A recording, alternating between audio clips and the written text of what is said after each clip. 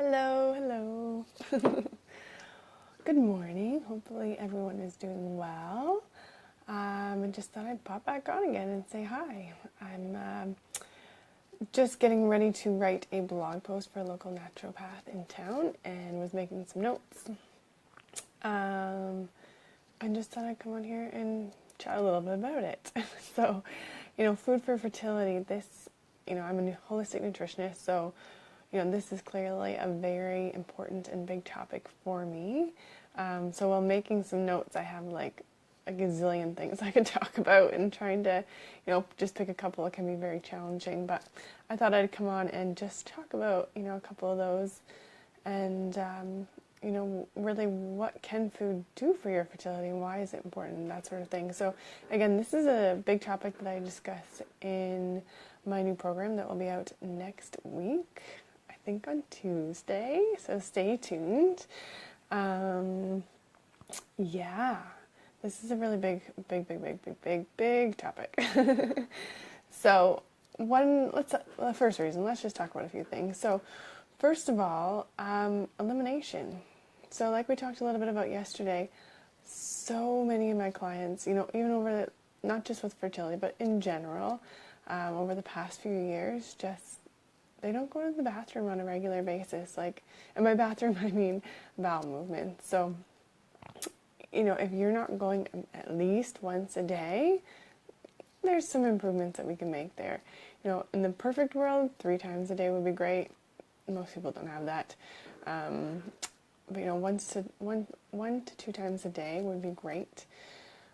If you don't have that, there's something going on there, and there's room for improvement. So, the reason why we want to be moving things through is because those are toxins, that's waste, that's stuff that we don't need in our body, we don't want in our body. So if it's just sitting there and not going anywhere, then that's us actually being reabsorbed back into our system. So it's adding a lot of additional stress, for one. Especially when it comes to fertility, they're always saying, stress less, stop worrying about this, blah, blah, blah, blah, blah. All those super helpful things people say to you, right? So, sometimes we think of stress mostly as an emotional thing, and that's a huge part of it.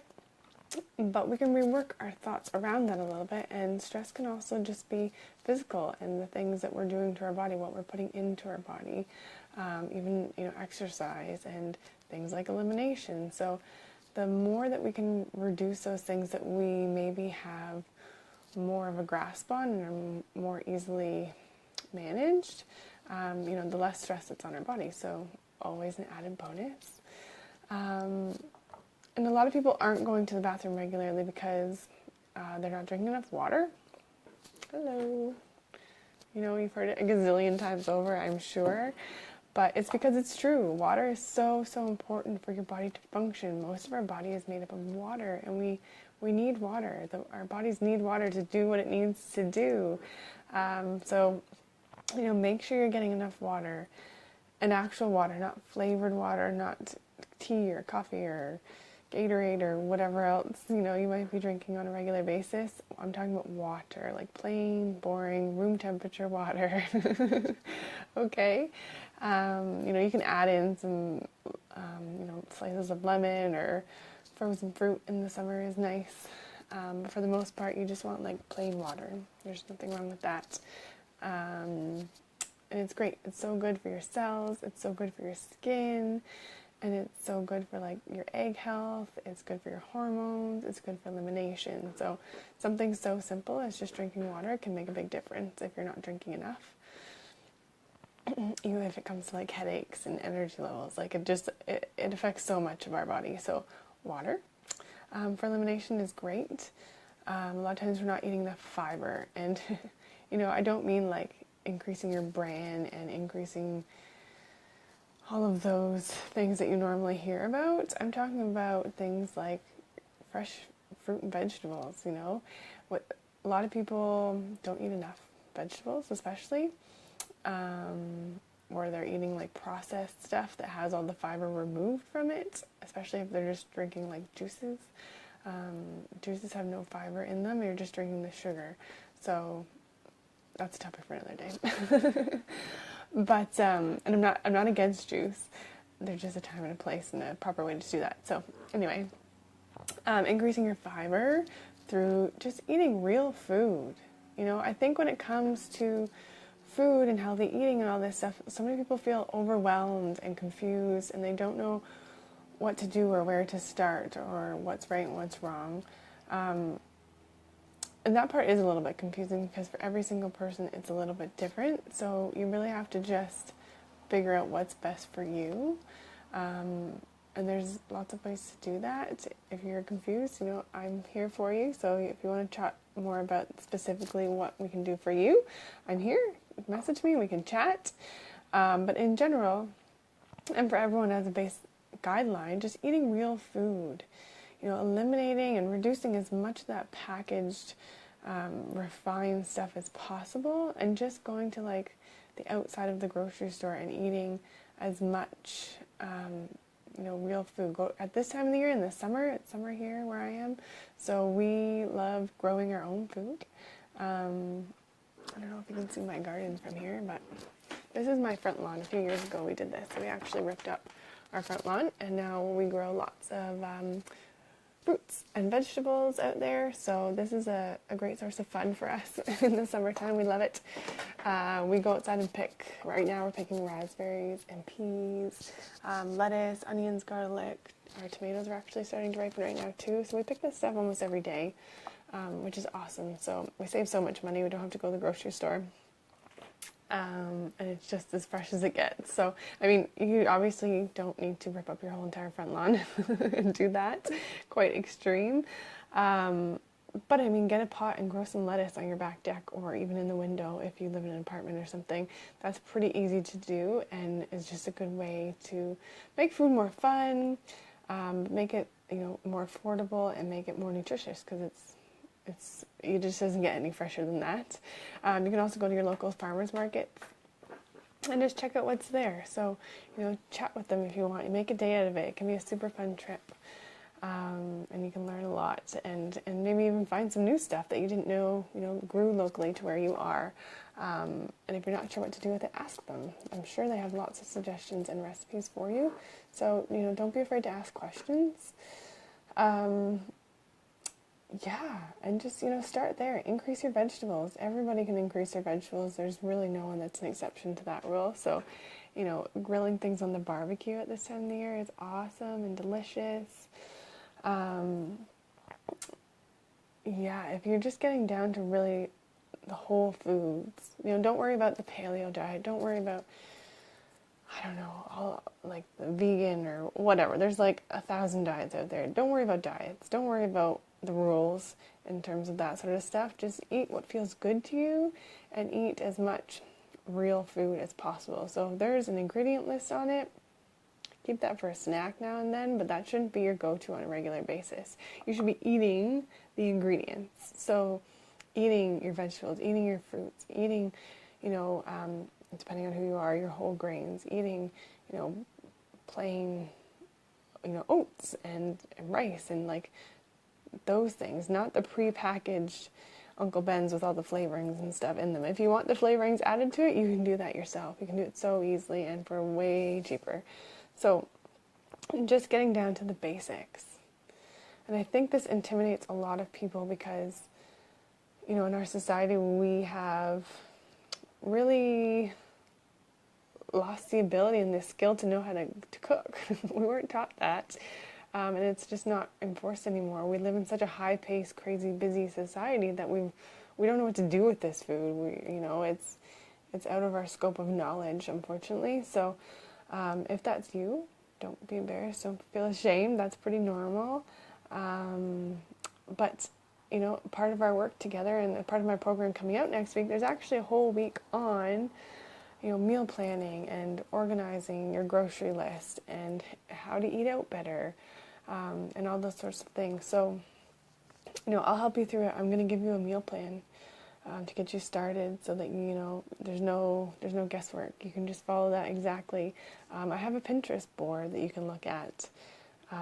Just go to Pinterest.com/Katie Cavo, I think is what it is.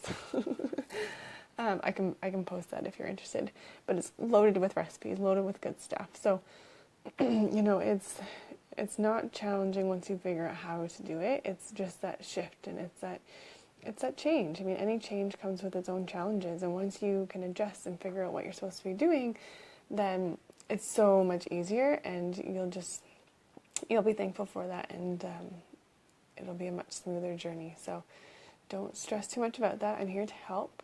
I always post lots of recipes. If you go to my website as well, there's a whole page of just recipes. So if you're unsure, go there, check that out. If there's something specific you're looking for, don't be afraid to ask.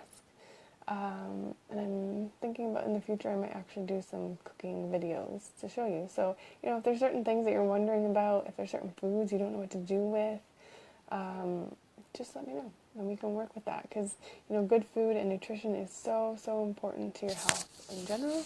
It's so important for, getting the proper nutrients that your body needs to produce your hormones, to produce good, healthy eggs. I'm reading this book right now, actually. It's called It Starts with the Egg, and it's actually super good. I'm enjoying it so far. I'm not too far along yet, but it's been really enjoyable. And it talks about, how she thinks that,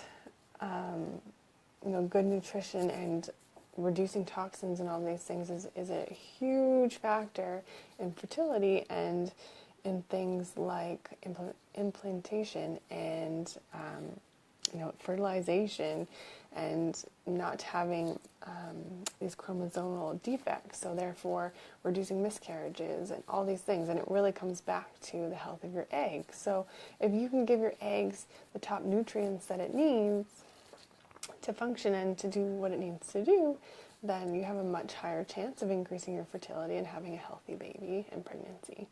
So really, really, really important.